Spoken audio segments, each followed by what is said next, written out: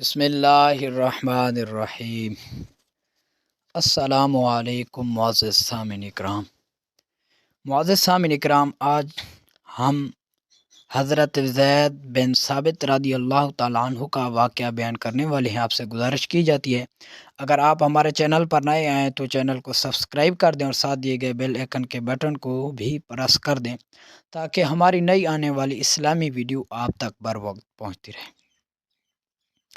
میرے پیارے ناظرین، اللہ تبارک و تعالی نے قرآن مجید فرقان حمید میں اپنے پیارے محبوب کریم رؤوف الرحیم صلی اللہ تعالیٰ علیہ وسلم کے پیارے صحابہ کا ذکر کیا اور ذکر خیر کیا، اور صحابہ علیہم رضوان کو بشارتیں بھی اللہ تعالیٰ کی طرف سے ہوئیں۔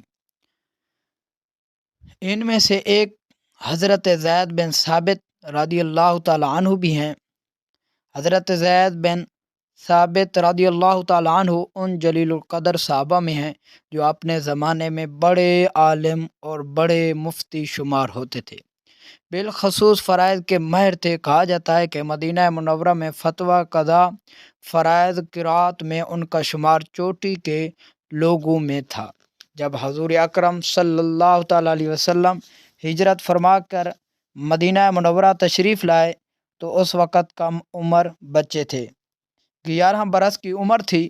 اسی وجہ سے باوجود خواہش کے ابتدائی لڑائیوں یعنی بدر وغیرہ میں شرکت کی اجازت نہیں ہوئی۔ ہجرت سے 5 برس پہلے 6 سال کی عمر میں یتیم بھی ہو گئے تھے۔ حضور جب ہجرت کے بعد مدینہ منورہ پہنچے تو جیسے اور لوگ حاضر خدمت ہو رہے تھے اور حصول برکت کے واسطے بچوں کو بھی ساتھ لا رہے تھے۔ زید رضی اللہ تعالیٰ عنہ بھی خدمت میں حاضر کیے گئے۔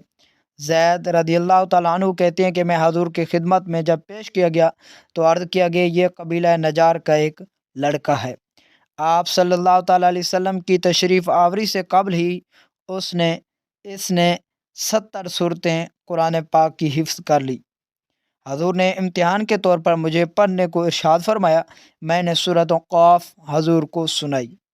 حضور کو میرا پڑھنا پسند آیا تو حضور اقدس صلی اللہ علیہ وسلم کو جو خطوط یہود کے پاس بھیجنا ہوتے تھے وہ یہود ہی لکھتے تھے۔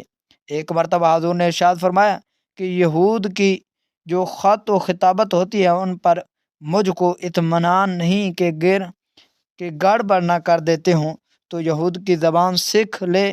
زید رضی اللہ تعالیٰ عنہ کہتے ہیں میں صرف 15 دن میں ان کی زبان عبرانی میں کامل ہو گیا تھا۔ اس کے بعد جو تحریر ان کو جاتی وہ میں ہی لکھتا تھا اور جو تحریر یہود کے پاس سے آتی وہ میں ہی پڑھتا۔ ایک